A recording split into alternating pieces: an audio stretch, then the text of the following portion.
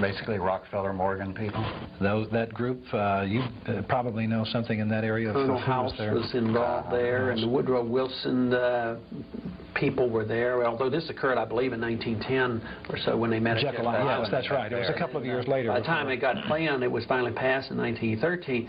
It was kind of sneaked through Congress, and Wilson actually signed that into law, the Federal Reserve Act, like 2 days before Christmas. And when many of the senators and congressmen, of course with transportation in 1913 being what it was, they had long since left the nation capital, many of them, but the ones that they wanted to stay and vote did stay and vote. Wilson signed the law 2 days before Christmas, and traditionally hasn't that been a period where by gentleman's agreement that important legislation is not enacted right around the Christmas holiday? It may be a gentleman's agreement, but that's generally the time that I was always most vigilant, because I realized that's when most of the garbage would be passed and most of the more honorous. You know, on the last day of the session is unbelievable. Stacks and stacks of pieces of legislation come in, and nobody reads anything. So the worst things happen at that particular time, but it is supposed to be that if the members aren't attending, that they wouldn't be doing these kind of things. But you're absolutely right. There was a very low attendance, and it was an unusual year because generally Congress didn't meet that late in the year, and I don't know whether they were called back into session what, but it was unusual for Congress back in those days. Now it's very common to meet all year round. So back then they were usually only in session 2 or 3 months of the year, but here they were in session in December. Very unusual year. And one of the most important pieces of legislation, certainly in our history, kind of just rushed through at the last minute without anyone really paying that much attention to it. And I think it's so interesting. There were a lot of people who weren't fooled. A lot of the congressmen from the western part of the United States, even the south, more populous areas, weren't fooled by what was happening. They recognized it as a gravy train going to the bankers, so they naturally were opposed to it. And in reading a book, Secret of the Federal Reserve, I thought it was fascinating that the bankers set up an organization to complain about this Federal Reserve Act, which was which they secretly hatched up, and they were secretly trying to get passed. But they complained that it was going to kill them, just so it would the people would think that, oh well, we're going to pass this and it'll harness the banks. Yet they were literally getting a license to steal, because that really permitted this fractional reserve banking system to occur where they can pyramid their deposits, loan out money that they don't even have. So it was a tremendous benefit to the bankers. You know, nothing of this that you'll find in history books or books on government or the economic history of the United States. Nothing about how this came about. We're certainly not teaching it in school. Not in the public schools. Hopefully we will see that it gets taught somewhere. Let's come forward from 1913 to the Depression era and the role that the Fed played in that, the inflation-deflation cycle. Would you like to comment on that? Yes, a lot of people, and you can still find in history books that the economists were reassured in the 1920s that there was no inflation. Prices were relatively stable, and they always said that inflation was rising prices.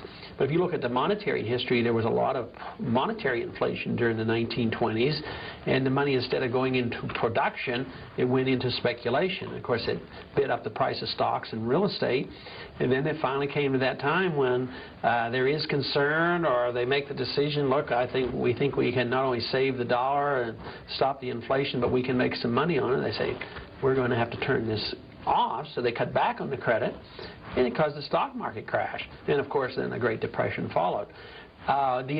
Previous inflation always leads to a correction of a recession or depression. But if you compare what happened in the 1920s, it's very similar to what's happening here in the 1980s.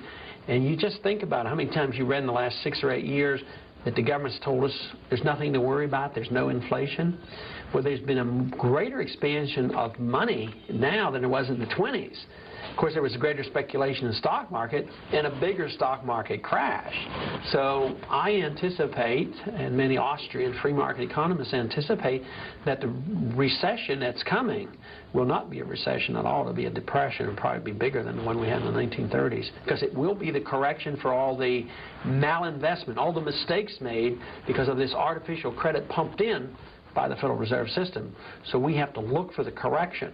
The next president will be blamed for the depression, but they shouldn't get to blame. It should be the Federal Reserve policy and the Reagan administration and the Congress today who have run up the debts and created the new money that has set the stage for the next recession. The next recession or slant depression, if it becomes that, do you have an idea in mind for when that might begin? We see all these books out now, The Great Depression of 1990. And I have an idea, but the most important thing about Austrian economics is that you cannot project precisely because events occur with emotional aspects, human beings making decisions. That's why, although many, including myself, kept saying there's going to be a stock market, but I didn't know it was going to be October 19th. It could have been October 10th or it could have been November 15th.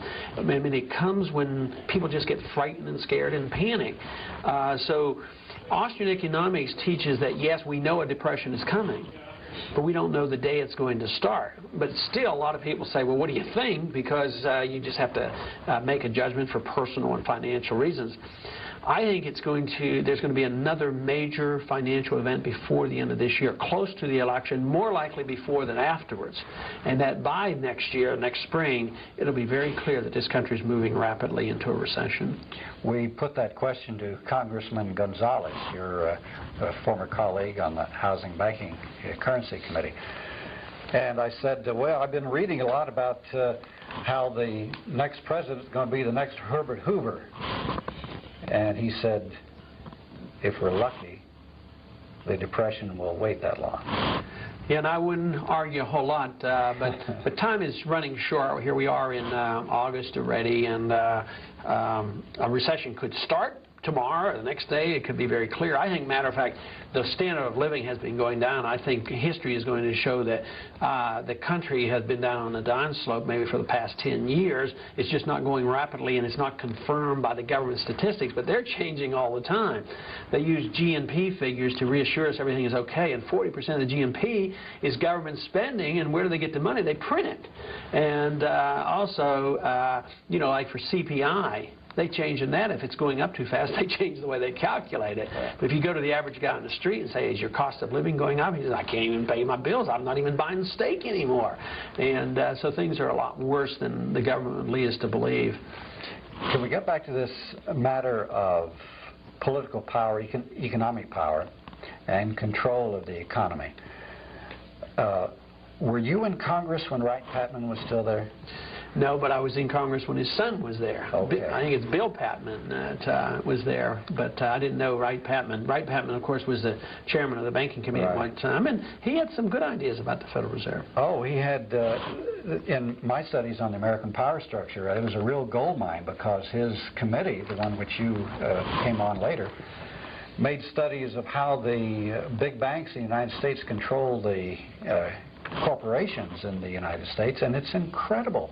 Through interlocking directorates and stock ownership, I guess, did you see much of this while you were there on the committee? Not in the detail that he had looked at it, but it's obviously very clear. The one thing that I picked up from Wright-Patman was his bill to audit the Federal Reserve, and I only made minor modifications to it. I dug that out, and he, of course, was a champion of openness in government. He wanted to know what the Federal Reserve was doing, and he never, finally, I think in his older years, they had voted him out of that power position. You know, even before he was out of Congress, he lost his position. They put in Henry Royce, who was much more controlled by the banking people. But he was a good person, and he wanted more openness. I don't know if he was as strong on the gold standard as I am, but he certainly was against the type of banking system and how the banking system and the Federal Reserve serve the interests of the bankers and large corporations. Do the bankers control the mass media the way they control other major industries in the United States? Probably so, and certainly a lot of people say that. I guess I hesitate only that I don't have, you know, the proof sitting in my hand, but I think it's very clear. I can see it in government, and I saw it in banking, and certainly it can't be surprising if they're involved with other large corporations, why the media wouldn't be very much involved, too. It would be more of a surprise to find that not to be the case, but I don't think I could take them into court right now and give them that proof that is necessary. But I think those who have studied it feel that that is the case. Can you see this scenario, assume that you're elected president of the United States, you're sitting in the Oval Office, can you see yourself signing a bill or a directive abolishing the Federal Reserve? Well, a lot would have to happen. You know, if I went there and I was a Libertarian president and the Congress remained the same and the spending was continuing and the people still wanted all this big government, no, I can't sign a bill because it wouldn't have been passed.